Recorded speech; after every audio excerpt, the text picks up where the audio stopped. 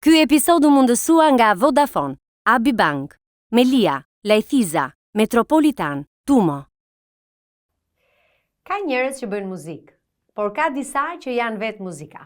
Tedi Papavrami i kishe munguar kësaj platforme. Mirë se erdhe në Zë me Mirën podcast. Faleminderit. Tani unë nuk do e nis me ankesat e mia dhe me mungesat e mia, po pyetja ime e parë me njëhershme në fakt do ishte, a ka diçka që të mungon ty sot? Më pak se më parë. Gjithmonë më pak. Mundohem të kënaqem pikërisht me gjërat që kam. Edhe më ndjej veten mjaft mirë tani. Sigurisht mungesa kemi të gjithë, po eksperienca më ka treguar që mjafton që ti kesh dhe krijohen mungesa të tjera, kështu që është pafund. Kështu që mundohem që të jem kënaqur me këto që kam dispozicion. Plotësia vjen me pjekurin, me vetdijen që jeta është shumë e thjeshtë, nuk vika me suksesin e madh? Jo, me suksesin sigurisht që jo. Po t'ishte e tillë, njerëzit që kanë sukses do të ishin shumë të ekuilibruar, gjë që nuk është fare e verifikueshme. Po të shikojmë njerëzit me suksese që s'kan të bëjnë me suksesin tim, po suksese botërore si Michael Jackson o ku diun, kanë mbaruar shumë keq. Nuk arrinin as të frinin natën, kështu që nuk është suksesi të sjellë asgjë. Më shkove pak te Michael Jackson edhe ai flitet shumë për fëmijërinë e tij, se ai që një fëmijë i famshëm, edhe nuk pati fëmijëri. Në një univers tjetër, në një botë tjetër, ndoshta në një kontekst pak më të vogël, ngjan fëmijëria e Tedi Papavranimit. Nisem nga libri, rrëfimi juaj tek libri, ku shpjegoni orët e gjata në dhomë, ajo disiplinë, më shumë se sa e hekur do thoja pak e frikshme e babait tuaj Robertit, profesori i liceut. Po. Okej, e kuptoj gjeniun, po tani që e mendon në perspektivë Tedi Papavrami, si e gjykon babain tënd, si e gjykon fëmijërinë tënde? Po, e gjykoj mund të ishte bërë e njëjta gjë me të njëjtën kërkesë, por në një mënyrë shumë më të ëmbël. Domethënë, ajo që nuk shkon është teatri, britmat, zëmrimi e këto gjëra, po mase ato i përkasin pak dhe temperamentit shqiptar që nuk bëhen dot ndryshe, se mund të ishte bërë e njëjta kërkesë edhe në mënyrë shumë harmonioze. Fakti është që unë kur isha në Shqipëri nuk e ndjeja veten as pak në një botë tepër të rrept, në fakt. Domethënë shkoja luaja për ditë në fundit me fëmijët e tjerë, më pak se të tjerët, po megjithatë luaja për ditë, nuk është domethënë. Ke lozur para pallatit? Po. Nuk është se ke provuar shihen e lojës? Për ditë. Okay. Kështu që s'mund të them, domethënë rreptësinë e vërtetë e kam ndjerë kur kam shkuar në Francë, domethënë aty mu desh të punoja vërtet thellësisht edhe shumë më tepër, edhe me vetdijen time, domethënë me kushiencën time që duhet të punoja. Ndërsa kur isha këtu, gjithmonë isha duke bërë hile që të shpëtoja studimit, kështu që isha i lirë në fakt. Shqipëria dhe ta jep mundësinë e hiles. Po ta detyron, jo ta jep. Sepse pikërisht nga që nuk i besohet kurrë njeriut në kushiencën e tij, mbase me të drejtë, nuk e di, atëherë vjen gjithmonë autoriteti nga dikush tjetër. Edhe në këtë mënyrë vetëm hile mund të bësh. Pse mendon që e kemi këtë? Nga që jemi vend i vogël, nga që jemi vend me diell? Nga që kemi këtë histori që kemi? Gjysmë me diell, gjysmë me zyrtar, gjysmë me influencë orientale, nuk e di, domethënë, por nuk është i vetmi vend, sigurisht të gjithë vendet këto janë predispozitat njerëzore të gjithë njerëzimit në fakt. Po kam vënë re që vendet protestant për shembull kanë një lloj vetë disipline më të lartë. Dhe kjo vjet e re edhe në Gjermani, në Holland, në këto lloj vendesh, vendet nordike zakonisht, ka diçka, domethënë për mendimin tim, po është vetë fakti vjen nga feja, sepse janë fe që nuk rrëfehet njeriu që të laj mëkatet me dy fjalë, jeton me fajin e vet. Nuk e di, ka gjëra kulturore plot. Po, tjetër, disa shpjegime. 11 vjeç që ke ikur nga Tirana në Francë, në Paris u vendosur? Në Paris, po. Ishte për shkak të talentit tënd zhvendosja, unë nuk e kam me siguri, mund ta kesh treguar si histori, por unë në fakt nuk e di edhe me siguri, ndoshta edhe një pjesë e mirë e ndjekësve. Ishte për shkak të talentit, për të ndjekur? Erdhi një bursë nga shteti francez, kur isha 9 vjeç, edhe u deshën 2 vite që që shteti komunist ta pranonte këtë gjë dhe të binte dakord, ishte madje me sajtë Enver Hoxhës vetë që mu bë lejimi që të shkoja të studioja në Francë. Se në atë kohë sigurisht nuk shkonte një... Ai kishte studiuar dhe vetë pak atje? Po, aq më tepër dhe mbas edhe kjo ka luajtur pak një rol. Çfarë viti ishte? 82. Unë kam qenë 2 vjeç. Tedi Papa Avrami ishte 9. Jo, të dishën kam qenë 11. 11. Po, bursa erdhi që në moshën 9 vjeç, po prapë u deshën 2 vite që të pranoj kjo gjë, se nuk donin shteti që të... Ikët familjarisht? Po jo, fillimisht isha unë për studime vetëm, pastaj erdhi mami që të më shoqëronte se 11 vjeç isha shumë i vogël. Pastaj 2-3 vite më vonë pati rast babai të vinte gjatë pushimeve sa për të na bërë vizitë. Në atë moment ne vendosëm që të qëndrojmë, që domethënë u bëm armiq të shtetit, se u quajtëm të arratisur, domethënë.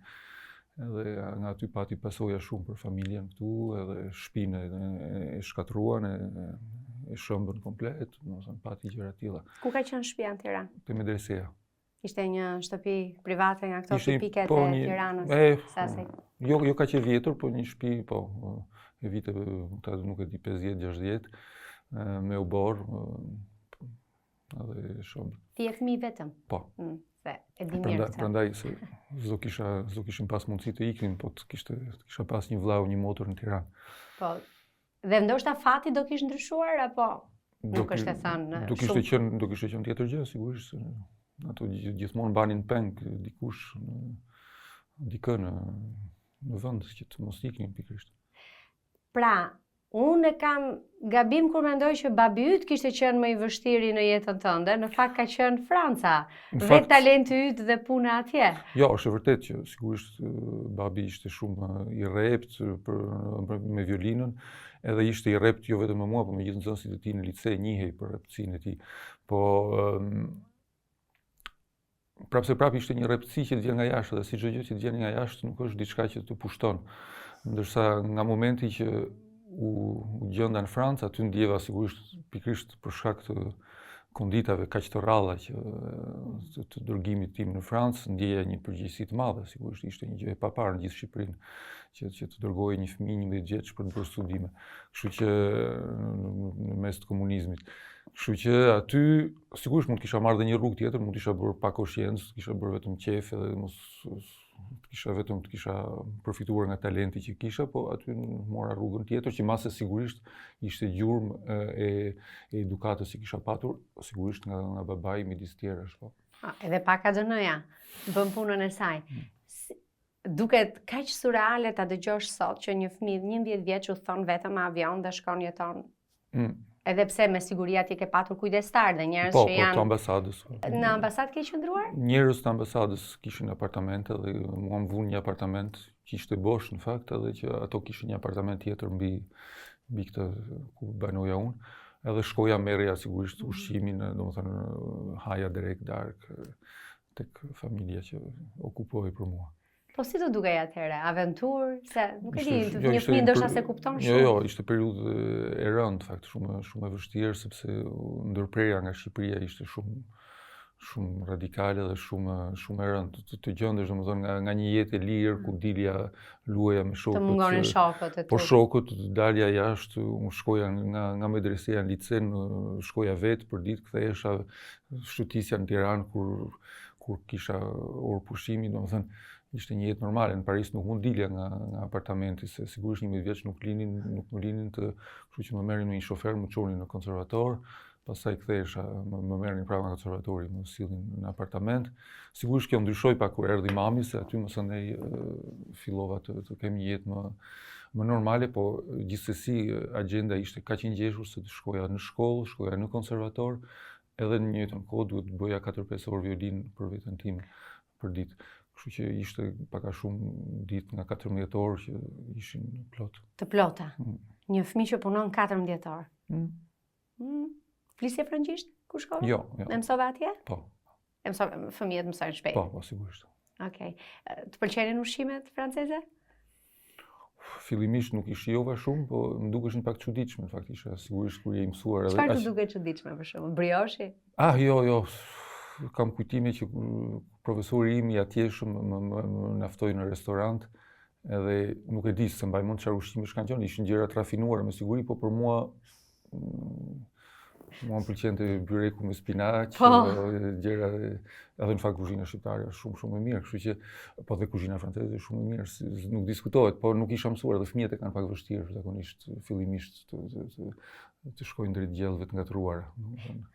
Shumë e vërtetë, janë shumë të qartë, edhe të kristalt në atë që duan. Kur u integrua plotësisht Edi Pavavrami, nuk ishte më ai fëmia që kishte ardhur nga Shqipëria, por ishte një violinist premtues për Francën, një njeri respektuar, integruar në jetën e elitës atje, po them gjithmonë.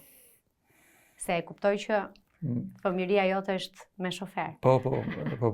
Jo, po pastaj u bë pak në mënyrë graduale, kam vështirë që të them një moment preciz, po ajo etapa tjetër që... Si e përjetove atë etapën, ndoshta? Po, etapa e rëndësishme që momenti që nuk mund të ktheheshim më në Shqipëri, që vendosëm që të qëndrojmë atje. Kjo ishte një thyrje e dytë shumë e madhe, se aty, domethënë, unë prapë se prapë, isha shumë i lidhur mas Shqipërisë, mas shtëpisë, edhe nga ky moment fakti që Shqipëria ishte e pamundur dhe mendoja në atë kohë që do ishte gjithmonë e pamundur, se se imagjinonte njëri në vitin 84-85 që do ndryshonte gjë. Atëherë aty isha detyrimisht duhet kthehesha të hyja të isha bëhesha francez 100%, sepse e dija që në Shqipëri nuk do kthehesh. Kështu që ky mund të quhet, domethënë rreth moshës 14-15 vjeç, që aty vërtet mu bë një identifikim shpirtëror, vërtet francez, që lexoja vetëm frëngjisht, shkruaja frëngjisht, isha domethënë shqipen e ruaja, e kisha gjithmonë një nostalgji, po ishte më mirë që mos ta ushqeja, sepse dije që s'e kthehesha kurrë më në Shqipëri. Kështu që kur u ktheve pastaj në 90-ën e kthyer besoj. Po ishte shumë më vonë, domethënë shumë më vonë. Jam kthyer në vitin 93. Po ishte pak si surprizë, aty në njeriu më ka qenë mësuar me një realitet tjetër, të duket pak e çuditshme tani, si u ktheva unë këtu, se je i shkëputur kaq shumë nga ana mendore, saqë je pak indiferent, në fakt kisha një kështu, si është edhe pak si vetmbrojtje, nuk e di, po domethënë kohët e para dhe vitet e para pas kthimit të parë në Shqipëri, gjithmonë kisha një ndjenjë pak çuditshme kur kthehesha. Më duke si kishte qenë gjatë një kohë të gjatë një vend, domethënë i pamundur, kështu që nuk mund të them domethënë që u ktheva dhe u shkriva. E kuptoj. Çfarë ndjesh më shumë, Tedi? Shqiptar, francez, një qytetar evropian, një violinist, një muzikant, artist? Muzikant, me siguri, se tani është vetëm një gjë që ka mbetur e pa ndërprerë gjatë gjithë jetës. Po sigurisht e ndjej veten tani që jetoj në Zvicër, e sigurisht në krahasim me zviceranët ndjej veten më francez se zviceranët, edhe pse jam në pjesën që flet frëngjisht. Domethënë ndjej që mënyra se si jam brumosur është më tepër më afër francezëve se zviceranëve. Po megjithatë kam gjithë anën shqiptare që kur flas me një francez nuk e vë re, francezit i dukem sikur jam francez, po ja. Okej, shumë mirë. Për moshën që ke ikur, shqipja jote është goxha e pastër dhe e mirë. E ke ruajtur, ndoshta keni folur me prindrit. Po, me prindrit, sigurisht. Duke u përgatitur për këtë bisedë, me shumë interes, Tedi, vura re që shumë pak gjëra dihen për jetën tënde private. Ke qenë një natyrë që e ke mbajtur larg jetën tënde personale në një kuptim, deri diku, apo jo? Nuk është koshjente, në fakt, po nuk besoj se i ka interesuar shumë në njeriu të di. Mua më intereson. Apo mirë, unë flas kur më pyes, unë flas, po domethënë nuk është që dakor. Si superstar. Tani më letësove. Po, jo, nuk është diçka që e kam. Okej. Nuk është De Niro që nuk do t'japi intervista. Jo. S'ka ndonjë gjë interesante për të. Okej. Shiko, tek e fundi në jetët tona personale ne jemi njerëz. Nuk jemi as artist, as gazetar, as mjek. Në jetët personale jemi ne. Ndoshta. Ne. Thjesht ne. Dhe por njerëzit që ndjekin një personazh që ka bërë sukses, një njeri që ka bërë atë rrugtimin e autentik të veçantë si Tedi Papavrami apo si të singjashëm të tut. Ka një lloj kurioziteti edhe për këtë pjesën tjetër. Jetojmë je duke jetuar martesën tënde të dytë me një japoneze. Po. Zëmën njeriu tek e dyta? Po, janë zgjedhje që janë më të lehta më duket kur edhe më të pjekura me gruan time të parë që ishte franko-zvicerane. U njohëm shumë të rinj, domethënë shumë të rinj. Unë isha 22 vjeç, ajo ishte 19 vjeç, jetuam bashkë disa vite, pastaj u martuam, kaluam, domethënë u pjekëm bashkë, u poqëm bashkë në një lloj mënyre në shumë aspekte, edhe mbetemi shumë të afërm se sigurisht është një njeri familjes. Po pastaj ajo u zhvilluan punën e vet, domethënë asgjë nuk është e fiksuar, kështu që duke ndryshuar njerëzit me vite, sigurisht që ndryshon relacioni dhe nevojat. Kështu që ajo që deshi që të ndajemi, sepse donte kishte pak përshtypjen që jemi të dy shumë të fokusuar secili në zanatin e vet. Ajo është psikiatër, psikoterapeut dhe psikiatër, edhe shumë e pasionuar mas punës vet, edhe unë mbase nuk e përkraja aq sa duhet, se isha gjithmonë dhe unë, domethënë fillimisht isha unë me violinën që ishte qendra e çiftit. Pastaj u bë një qendër e dytë, edhe kjo ndryshoi ekuilibrin.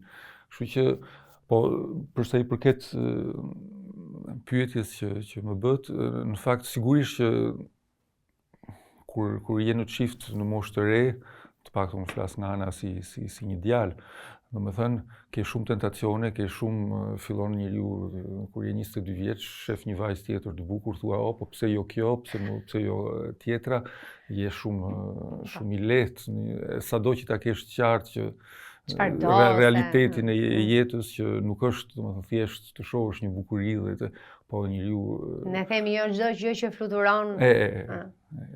Po megjithatë, sado domethënë logjik të kesh, nuk je njësoj si më vonë kur Si e përjetove vendimin e psikiatrës?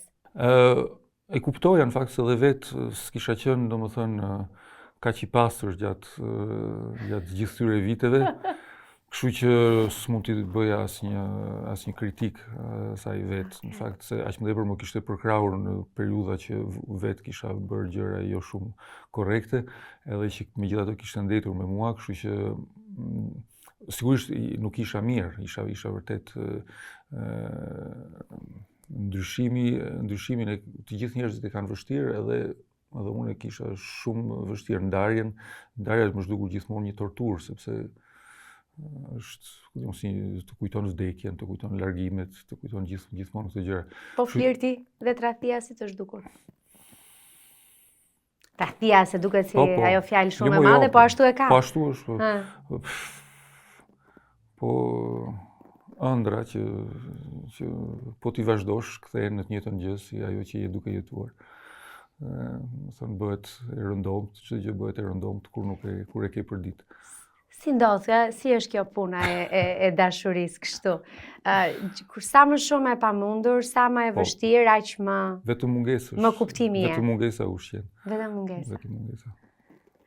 Megjithatë njerëzit vendosin të rimartohen. Po. Ka nga ata që janë entuziast, po. Po martesa e dytë ishte shumë logjike për mua. Cerebrale. Po, domethënë ishte njeriu që i besoja që e dija që është martesa, nuk isha më surprizë që domethënë si u fik domethënë zjarri i fillimit edhe si mbetëm kështu etj. Domethënë është po megjithatë isha në ndjenjë në dashuri kur u martua. Po megjithatë unë personalisht nuk e idealizoj dashurinë fare, domethënë si ndjenjë është një lloj droge shumë e bukur, po që të bazosh jetën mbi të, ose duhet jesh i dashuruar gjithkohën e ta ndjekësh gjithkohën, po atëherë A është e mundur të jemi të dashuruar gjithkohës? Po është e mundur nëse ndron shumë shpesh, nga mërmendje që është mundur. Ka një formulë gjeti Tedi Papavrami. Si të jesh i dashuruar gjatë gjithkohës, të ndrosh sa më shumë. Po, kështu besoj, po ndryshe, plus që kam vënë re që me vite Ndjenja e dashurisë sa vjen është bërë më e zbehtë.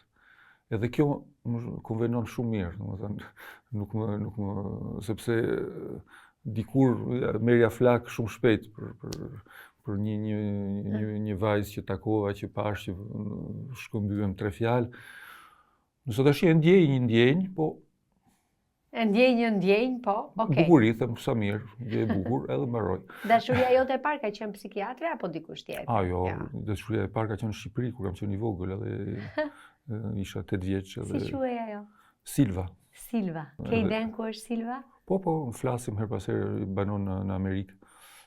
Ishte në lice, ishte më e vogël se unë, 2 vite më e vogël, edhe ajo ishte dashuria më e fortë, edhe më stabil.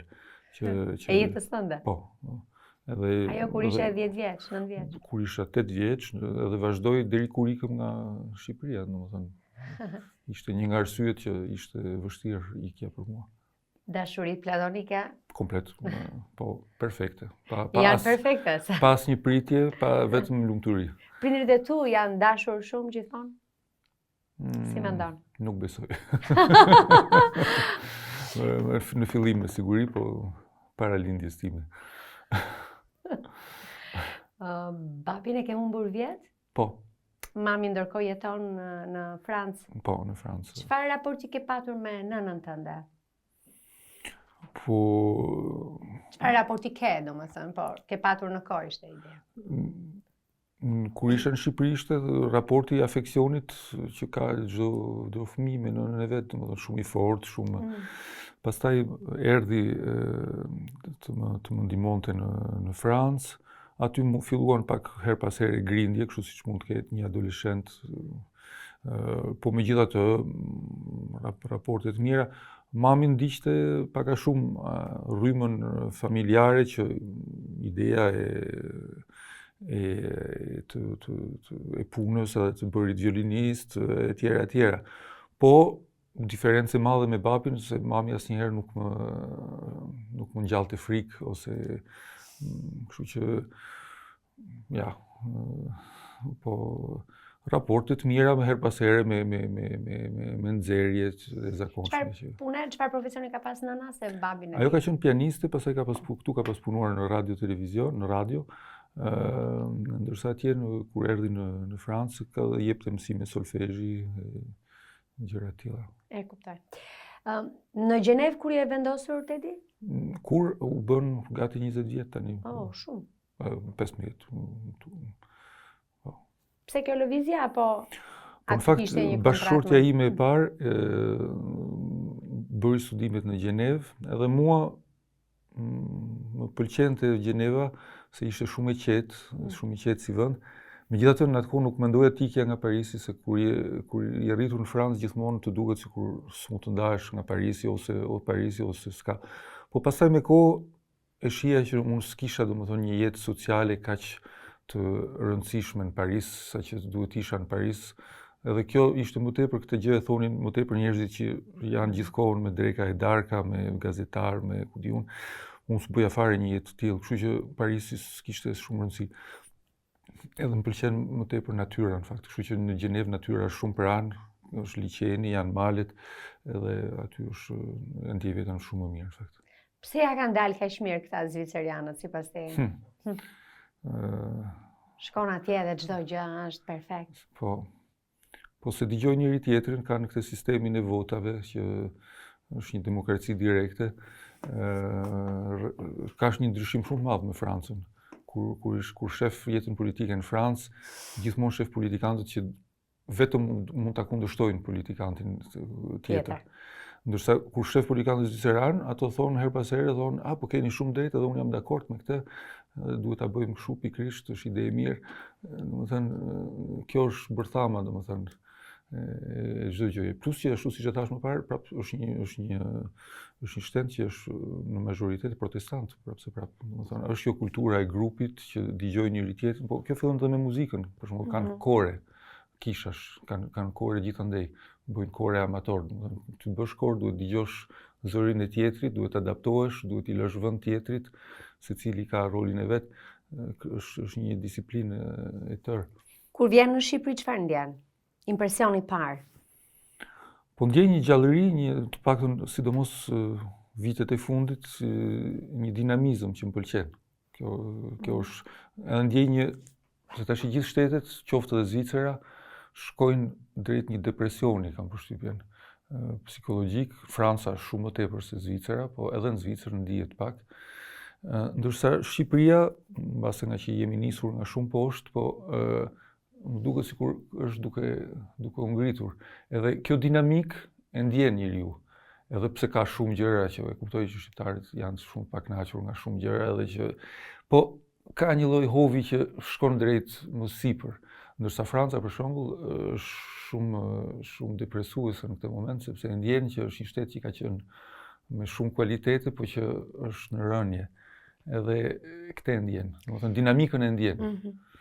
Ti the në fillim që ishte një bursë që erdhi atëherë nga shteti francez, Enver Hoxha ju desh të mendoj një 2 vjet, po na lejoj më në fund. Dhe ajo që unë po mendoja ndërkohë, po e lash sigurisht për më tutje, dhe tani erdhi momenti, është që ne prodhojmë talent. Ne kemi talent. Po pse ne nuk kemi sisteme për t'i mbështetur këto talente? Pra, ne ende intervistojmë dhe bisedojmë me talente që në vitet 80 janë zbuluar dhe kanë patur mundësi që të bëjnë një rrugëtim. Po tani, shkolla, kur unë kam qenë i vogël këtu në Shqipëri, ishte e mirë, sistemi ishte i mirë, ishte në fakt për muzikën, flas për fushën time, ishte sistemi kopjuar nga sistemi sovjetik që ishte vërtet i përkryer në fakt, edhe pse ne nuk ishim në nivelin e sovjetikëve që kishin nivelin më të mirë në botë në të kohë në muzikë. Po megjithatë sistemi lejonte, domethënë, thjesht fakti që fëmijët punonin për ditë disa orë violin, gjë që në Francë për shembull sot nuk e bëjnë dot. Fëmijët e vegjël nuk ka sisteme as në Francë, fakt. Kështu që nuk mund të them që është një karakteristikë e Shqipërisë, po pastaj jemi një shtet shumë i vogël. Kështu që sigurisht do ishte fantastike që mund të prodhojmë talente dhe t'i zhvillojmë nga A deri në Z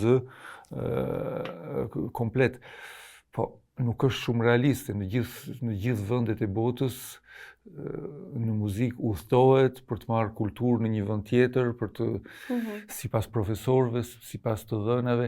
Kështu që jam i sigurt që në Shqipëri mund të bëhet më mirë se që bëhet në këtë moment, edhe doza e talentëve shumë e lartë, po nga ana tjetër është normale që është një vend i vogël, edhe gjithmonë e shoh për shembull diferenca midis Francës dhe Zvicrës. Unë po thoja që në Francë ka probleme gjithashtu, edhe në Zvicër ka probleme në mësimin e muzikës. Po Franca është shtet më i madh, kështu që detyrimisht dalin shumë më tepër talente nga Franca sesa nga Zvicera. Kështu që edhe niveli gjithmonë mbetet më i lartë në Francë në mënyrë të përgjithshme. Me që më dole tek muzika në kontekstin e kohës, pra që është një problem edhe ndërkombëtar, edhe i kohës, jo vetëm i një vendi të vogël apo të madh, apo i madh qoftë si Franca ai. Është kjo koha e internetit, e TikTokut, është fama versus madhështisë. 15 sekondëshi që ja merr të gjithave dhe njerëzit gjithmonë po dëgjojnë më pak. Po. Është problem, madje unë nuk e di se unë jap mësim, jam profesor në violinë në Gjenevë, edhe shpesh herë mbetem i pakënaqur nga mënyra se si punojnë nxënësit, edhe po nga ana tjetër kur imagjinoj që ai ka telefonin portativ edhe është duke studiuar violinë dhe me siguri i ha syt her pas here këtu dhe domethënë ka një mundësi prishje studimi që janë shumë fishuara në krahasim me kohën time. Violina të do të përqendruar totalisht? Po sigurisht, nëse do ta bësh si duhet, të përqendruar dhe të zgjuar edhe me kulmin e imagjinatës për ditë. Çfarë ju thua studentëve këtu?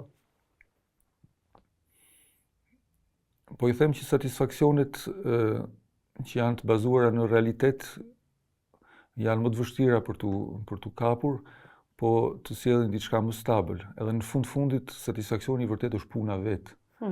Sepse por nuk është mund, Përpjekja që ke bërë. kthehet në një, është ashtu është, në fillimisht është si mund, po si sporti, merr sportin, po sporti t'jep satisfaksionin më shpejt se sa muzika, sepse është nëse fillon bën një stërvitje, sigurisht nuk është kënaqësi, po ama pasi e ke bërë, ndjen një kënaqësi. Pastaj do vi një moment që do ta ndjesh trupin më mirë, edhe vetë kur e bën atë njëjtin ushtrim do ta bësh më me kënaqësi. Nuk do jetë kur kënaqësi sikur ha një çokoladë ose sikur, po megjithatë është një lloj kënaqësie që kalon është në realitet, nuk është domethënë si një drogë që të vjen edhe që të rregullon çdo gjë. Po ama edhe kjo disiplinë pune të sjell një përmbushje të brendshme. Edhe kjo është në fakt qëllimi normalisht, se njerëzit bëjnë punën në violinë ose në muzikë duke synuar famën ose suksesin ose koncertin, po satisfaksioni i vërtetë është puna vetë në fakt. Kjo është e vërteta.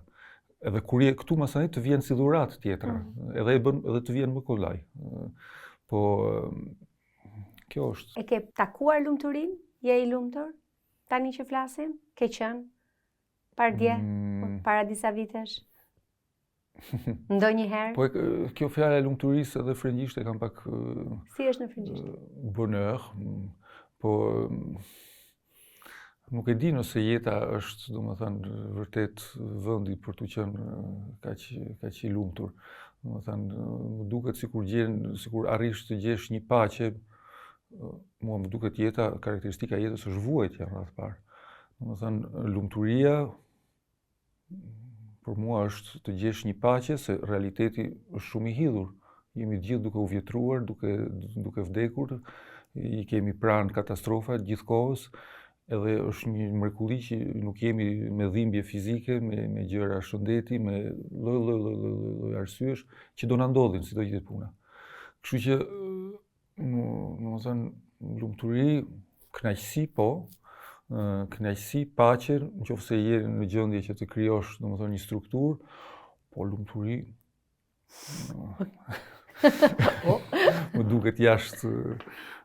Të shqetëson kjo? Jo, fare. Jo, nuk Jenë paqe me faktin për që të mos jesh i lumtur mundohem në të kuptoj, mundohem të kem në mendje fenomenet fizike që jemi në një lëvizje të vazhdueshme, duke ndruar gjithkohën, duke çdo gjë, asgjë nuk mund ta prekim me dorë, çdo gjë na shpëton. Kjo është realiteti, kështu që nëse arrin ta pranosh këtë dhe të jesh i lumtur, atëherë shumë mirë. Po zakonisht njerëzit këtë e harrojnë fare, edhe këtë e quajnë lumturi. Po kjo harrimi nuk më duket lumturi për mua. Beson në Zot? Jo. Pse? Më duket një solucion i lehtë. Ku beson? Fenomenet fizike. Për shembull? Atomet, atë që zbulon shkenca. Me limitet, me skajet e saj, sigurisht, po më duket që është një bazë e mirë për të patur një ide që çfarë jemi dhe domethënë që si jemi gjë dhe jemi të shkrirë në një tërësi. A beson te fati? Kemi në një fat të shkruar? Jo. Përjetër? Ja. Jo. Dieta ime duket sikur po nuk është si kam besuar kur. Nuk është fat që ke qenë i talentuar në violinë dhe që ke zgjedhur këtë rrugtim të jashtëzakonshëm? Po, nëse marrim sens. Apo është punë? Jo, është punë sidomos, se ka plot paq të talentuar, ka shumë talentuar. Po është rastësi. Rastësi më tepër se fat. Okej. Rastësinë nuk e lidh me fatin? Jo.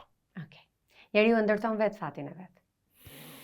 Ndërton diçka, po edhe shumë gjëra në dorë nuk i ka në fakt. Kështu që Pse vim në këtë botë sipas teje? Cili është qëllimi? Për të vuajtur thjesht apo? Jo. Kësaj nuk mund t'i përgjigjem. Nëse nuk do kishte zgjedhur violinën Tedi Papavrami, çfarë do ishte sot? Kur isha i vogël, më interesonin shkencat, më interesonin, kështu që mendoj që do t'isha drejtuar drejt një degë të tillë. Edhe mbase, duke qenë se gjyshi im ishte doktor,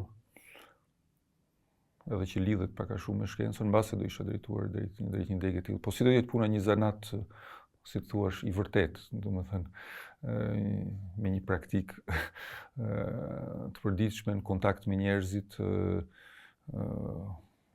diçka. Është rastësia apo ka qenë një zgjedhje për të mos patur fëmijë? Është një zgjedhje. Është një zgjedhje. Po dhe pikërisht është vështirë që të dish eksakt pse i bën zgjedhjet vetë njeriu, se gjithmonë pretendimin që unë e di pse e zgjodha këtë, edhe ka sigurisht gjëra inkoshciente që kujtojmë se e dim. Kujtojmë se e dim. Unë po flas për anën time koshciente, është e vërtetë që atë të paktën që gjeja si pretekst kur e mendoja këtë gjë, përveç impenjimit tim të madh kur isha 20, 30, 40 vjeç në fushën e muzikës edhe punës që bëja, domethënë nuk shija shumë vendin ku mund të kisha, domethënë që të rrisja e të edukoja një fëmijë, se kjo gjithmonë është dukur një përgjegjësi shumë e madhe, madje diçka gati e pamundur për të realizuar. Dikush mund të thotë edhe egoizëm? Gjithkush mund të thotë egoizëm, sigurisht. Po në ana tjetër kisha një koshiencë, edhe pse s'isha fare, domethënë fanatik i ekologjisë si të tjerë, po kisha një ndjenjë shumë të keqe që domethënë shpërdorimi i tokës nga njerëzit është i tmerrshëm, edhe jemi duke shkatruar jetën në fakt. Fëmia jo do ta bënte më të bukur këtë botë. Po do ishte gjithmonë një njeri më tepër që shkatron dhe ai diçka. Okej. Secili bën zgjedhjet dhe ka opinionet e veta në këtë botë. Jo, po nuk shoh shumë shpresë në fakt në të ardhmen e njerëzimit, sinqerisht. Edhe ajo çfarë ka ndodhur që prej 20 vitesh që shoh, ma ka konfirmuar fatkeqësisht këtë intuit që e kisha që kur isha 20 vjeç, që më dukej sikur ku do shkoj. Okej, je pak pesimist? Po, komplet. Po. Jeton paqe me këtë? Po. Okej. Më duket se unë jam pak optimiste. Jam e sëmur nga optimizmi. Të dyja një lloj anomalie janë. Po. Me siguri. Shojnë mbase të dyja një lloj paqe në fakt. Në këtë pesimizmin e kësaj botës vanitose që jetojmë, ka shumë vanitet. Edhe paraja, ka qenë gjithmonë një gjë që i ka quar shoqëritë dhe botën përpara dhe popujt, madje në luftra. Gjithçka bëhet për para në fund fare. Dhe unë i pyes për lumturinë, për paratë të ftuarit e mi, sepse dua që të rrëmbej prej tyre esenca. Çfarë raporti ke me paranë? Nuk jam i pa interesuar, domethënë që sigurisht ka rëndësi për mua, më krijon një gjendje sigurie që të kem aq sa kam nevojë, po pikërisht aq sa kam nevojë, domethënë tash në këtë moment nuk mund të quhem fare i pasur, domethënë në jetën time. Po më duket në këtë moment sikur vërtet s'kam nevojë asgjë më tepër. Edhe kjo më duket pasuri e madhe. Domethënë, do të mjaftoj ajo që ke. Po. Domethënë, atëherë sigurisht nuk jam aq i urtë, domethënë nuk jam Buda që domethënë do të po tisha me hiç gjë, do isha shumë i kënaqur. Po në këtë moment sinqerisht nuk kam xhelozi ndaj askujt, domethënë, edhe pse shoh sigurisht. Më përpara ke patur xhelozi ndaj diçkaje? Kisha xhelozi më tepër për sa i përket arritjes në muzikë, sepse isha koshient që bëja gjëra të rralla në violinë, edhe më dukej sikur nuk kisha suksesin e merituar. Po këtë e kanë pak a shumë të gjithë artistët. Megjithatë, me arsye pa arsye, kjo ishte ndjenja ime, domethënë. Edhe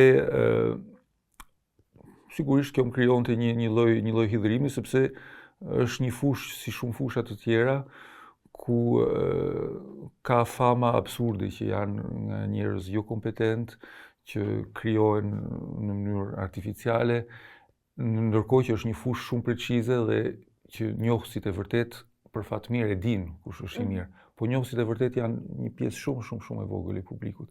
Kjo është në një kuptim fatkeqësia e gjeniut, se jo të gjithë do ta kuptojnë. Okej, ati virtuozit, ati që bën një gjë ndryshe nga të tjerët. Okej, se s'po them. Domethënë, ajo ëndra ime do kishte qenë thjesht që në fushën time të profesionit çdo njeri të jetë i respektuar për atë që bën, jo për atë që famu, që ku di unë etj etj. E ke qartë.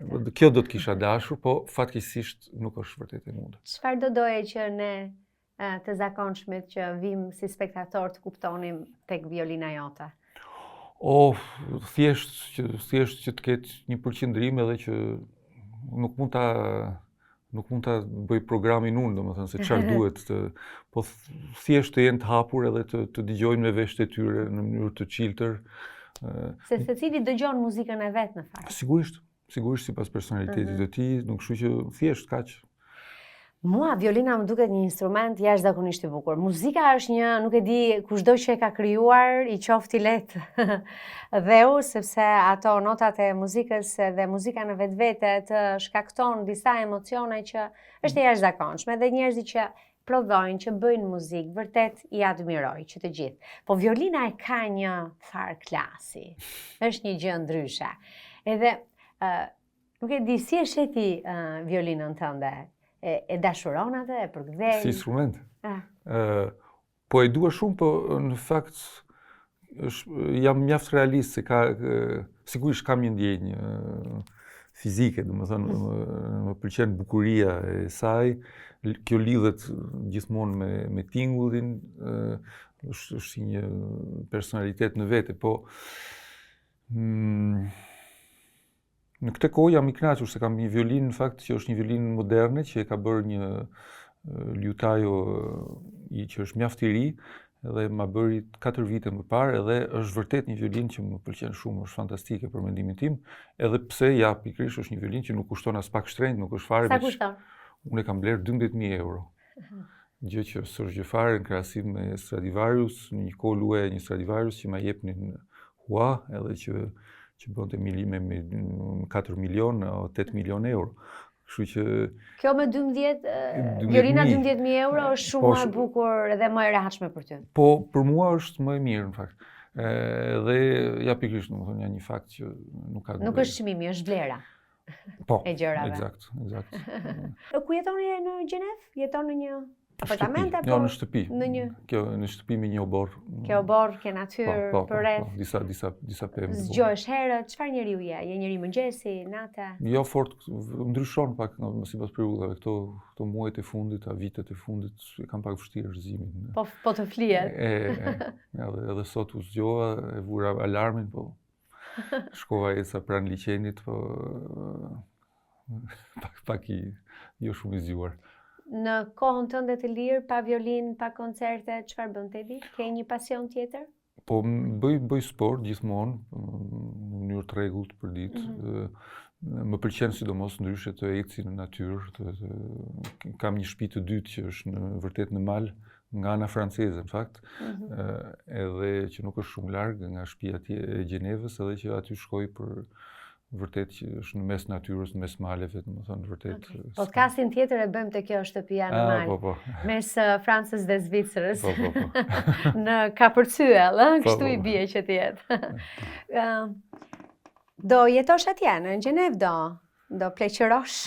Po të paktën derisa të shkoj në pensionin 65 vjeçar, sepse jap mësim në konservator. Sigurisht mësimet konservatori jap 2 ditë në javë, nuk jash gjithë javën, po kjo më detyron që të kem një prezencë prapse prapë në Gjenevë dhe prapse prapë më duket një vend i mirë për mua për të jetuar. Po do të vi në Shqipëri pak më shpesh këto kohët e fundit sepse do merrem me një punim kërkimi mbi muzikën shqiptare të jugut, me saze, edhe violinën në kabat edhe në gjithë këtë traditë shqiptare që është shumë aq më tepër është shpesh herë nga Përmeti që është vendi i gjyshërve të mi.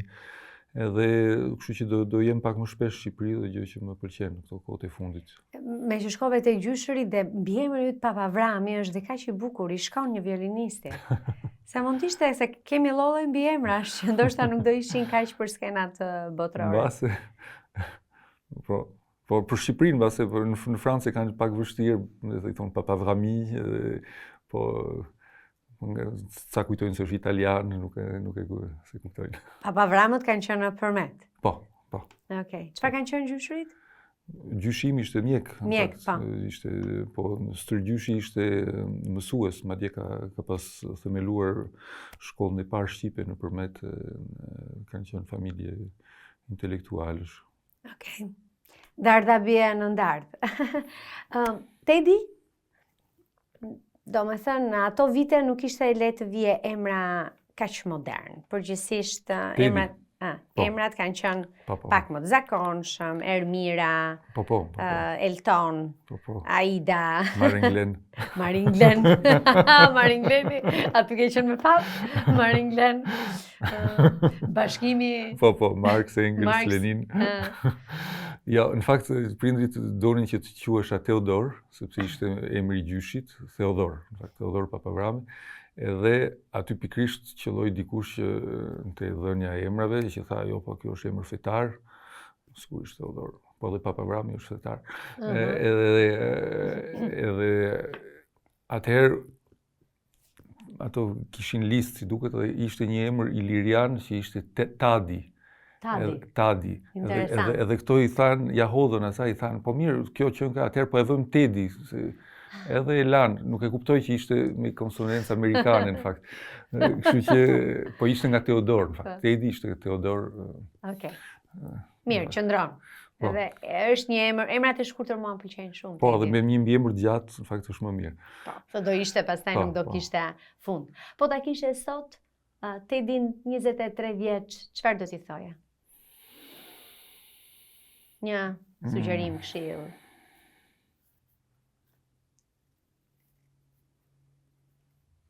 Kisha më shumë durim. Megjithëse nuk e patur, dukesh njeri me shumë durim. Ja kisha kuptuar edhe në atë kohë, po megjithatë nuk është asnjëherë mjaft në krahasim me realitetin që është më i ngadaltë se dëshirat tona. Po te ditë fëmijë? 10 vjeç? Do t'i thoja që je në periudhën më të mirë. Ajo është koha jote më e bukur, fëmijëria? Para ardhjes në Francë, po. Ka lidhje me fëmijërinë apo ka lidhje me Shqipërinë? Vështirë ta them. Nuk e ndalë. Të dyja. Çdo gjë më dukej shumë e ngrohtë në Shqipëri, çuditërisht. Ndërsa kur mbrita në Francë, çdo gjë më duk shumë e ftohtë. E mendon ende ashtu? Edhe tani? Kur vjen këtu e ke atë ngrohtësi, e gjen atë ngrohtësi në Tiranë? Jo. Po ka ndryshuar jeta shumë pikërisht. Është e vërtetë. Po lidhej shumë me faktin, them, për mendimin tim, jeta moderne, veturat në radhë parë janë shkatrimtare. Domethënë shkatrojnë qytetin, shkatrojnë ndjenjën. Domethënë kur shoh këtu rrugën, ja sot sapo erdha, dikush s'kishte asnjë veturë. O thej, kjo ishte në sajt një regjimi absurd dhe shumë të keq, jam dakord. Po ama njerëzit ecin, dëgjoj zërat e njerëzve duke qeshur, duke folur. Edhe po kjo e bën magjike për një herë. Është krejt tjetër gjë. Dërsa kështu që kur mbrita në Francë, unë nga kjo botë që unë përveç autobusit në një kamioni shifja nga njerë një kal me një karrocë, edhe luanim në rrugë, s'kishte rrezik që të... Asgjë nuk do ndodhte. Po, asgjë nuk do ndodhte. Fëmijët, zërat, të qeshura, të qara, domethënë, kjo ishte për mendimin tim, edhe natyra më prezente gjithashtu, domethënë një gjë e thjeshtë. Kjo e bënte bukurinë për mendimin tim, e ngrohtësinë.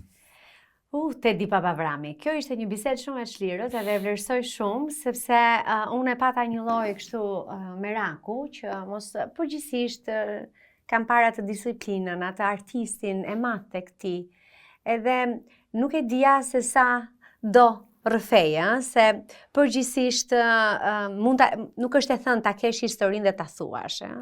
Dhe jam shumë e lumtur kur njerëzit si puna jote, e kategorisë tënde, i thonë, tregojnë, ne duhet t'i lëmë tregimet këtu, ato mbesin, pasi ikim ne, tregimet tona, kështu që dhe muzika pa dyshim.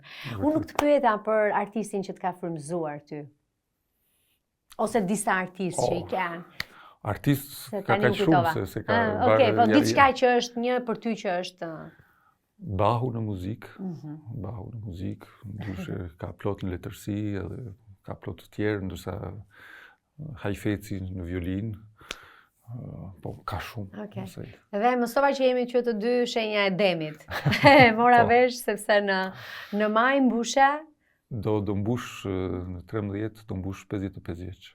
Është 2 pesat bashkë për vjetori. Feston ditëlindjet? Po, paka shumë, me unë dojmë skenë. Në një ditëlindjen tënde njerë në Shqipëri është Bërnami, më duket. Vërtet, ka mbetur kjo, po. Pikrisht ishte 11 vjetë përpara dhe tani të shohim të këtë. Unë them kujdes nga ajo ditëlindje, mos e përsërit atë dark. Darka e gabuar. Darka e gabuar, po. Çfarë ndjesi e ke nga ajo ditëlindje? Që nuk e kisha në plan fare këtë, po merr tani. Ishte e çuditshme, po. Kanë qenë shumë personazhe politikës, deri dhe kryeministri. Po ishte, deri diku ishte gati për t'u treguar si batut, se ishte, domethënë, u bë një situatë. U habita me sherrin shqiptar? U habita, po nuk më dukej 100% serioz. Okej, ishte. Prapë se prapë, domethënë, toni... Kishte edhe shaka brenda, thua. Kishte një, për mua të faktën. Nuk e shija domethënë kështu me atë vrasësinë absolute. Sigurisht njeriu që u prek në atë mes, sigurisht që nuk e mori mirë, po më dukej pak komedi, prapë se prapë, domethënë. Tragjikomedi. Tragjikomike janë shumë situata tek ne. Po e kuptoj që kur është fjala për politikanë të nivelit lart, gjërat merren pak rënd, po unë ndjeja një lloj pak si një dramë shokësh, domethënë që po bëj një teatr të madh kështu. Okej. U bëfshi 100 vjeç te Di Avrami pas 11 vjetësh. Faleminderit. Ky episod u mundësua nga Vodafone, Abi Bank, Melia, Lajthiza, Metropolitan, Tumo.